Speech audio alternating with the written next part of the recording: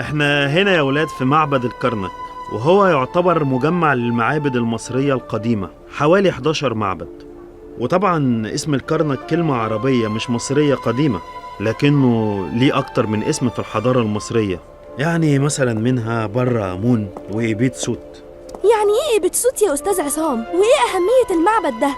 يعني المنطقة اللي تم اختيارها بعناية، والمعبد هنا كان ليه أهمية كبيرة، والكهنة بتوعه كان ليهم قوة سياسية في زمانهم، خصوصا ان تقريبا معظم ملوك الأسرات المصرية القديمة أضافوا للمعبد.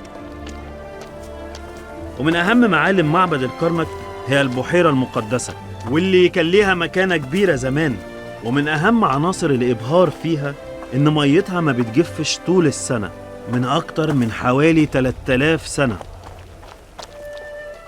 ده غير الأعمدة الضخمة اللي بلا فخر أفخم ما تم تشييده من أعمدة في تاريخ البشرية، وهي على شكل زهرة البردي والتماثيل اللي بتعبر عن معتقدات المصريين القدماء.